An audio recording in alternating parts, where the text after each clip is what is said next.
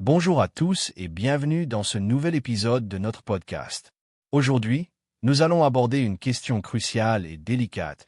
Face au changement démographique et au vieillissement de la population, combien d'enfants chaque personne devrait-elle avoir? C'est une question qui suscite de nombreux débats, en effet.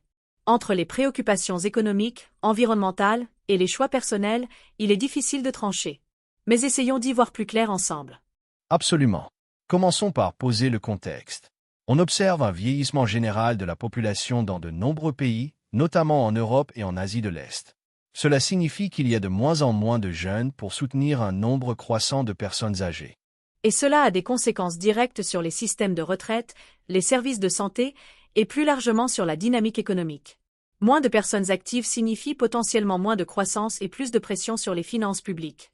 Exactement. Alors, face à ce constat, la réponse simpliste serait de dire qu'il faut faire plus d'enfants. Mais la réalité est bien plus complexe. Bien sûr. D'abord, parce que la décision d'avoir ou non des enfants est éminemment personnelle. Elle dépend de facteurs individuels, comme les aspirations professionnelles, les convictions personnelles, la situation financière et la relation de couple.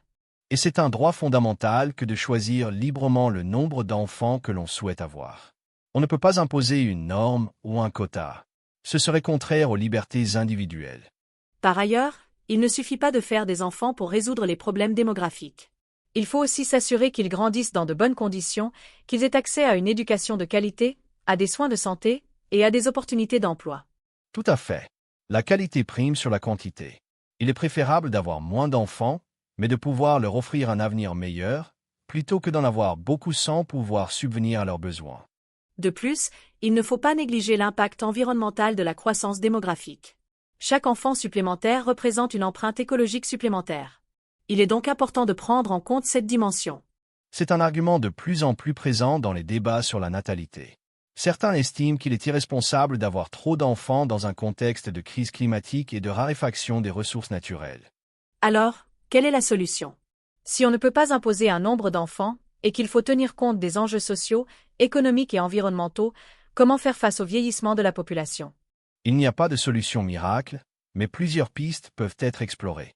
D'abord, il faut soutenir les familles, en leur offrant des aides financières, des services de garde d'enfants, et en favorisant la conciliation entre vie professionnelle et vie familiale. Cela passe par des politiques publiques ambitieuses, comme des congés parentaux plus longs et mieux rémunérés, des crèches publiques de qualité, et des mesures pour lutter contre les discriminations liées à la maternité.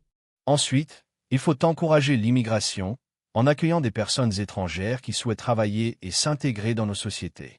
L'immigration peut contribuer à dynamiser la population active et à compenser le déficit de naissance. C'est un sujet sensible, qui suscite souvent des tensions et des controverses. Mais il est important de rappeler que l'immigration est une réalité historique et qu'elle a toujours contribué à la richesse et à la diversité de nos sociétés. Enfin, il faut investir dans l'éducation et la formation, pour permettre à chacun de développer ses compétences et de s'adapter aux évolutions du marché du travail. Une population active bien formée est plus productive et contribue davantage à la croissance économique. Et il faut aussi encourager le travail des seniors en leur offrant des possibilités de travailler plus longtemps et dans de meilleures conditions. L'expérience et le savoir-faire des personnes âgées sont une richesse qu'il ne faut pas négliger.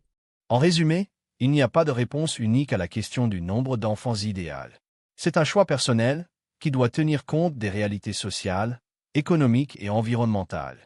Mais il est important d'agir collectivement pour soutenir les familles, encourager l'immigration, investir dans l'éducation et favoriser le travail des seniors.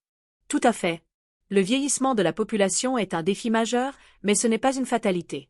En adoptant des politiques publiques adaptées et en changeant nos mentalités, nous pouvons construire un avenir plus durable et plus équitable pour tous. Merci à tous de nous avoir écoutés. N'hésitez pas à partager vos réflexions et vos opinions sur ce sujet passionnant. À bientôt pour un nouvel épisode de notre podcast. Au revoir et à la prochaine.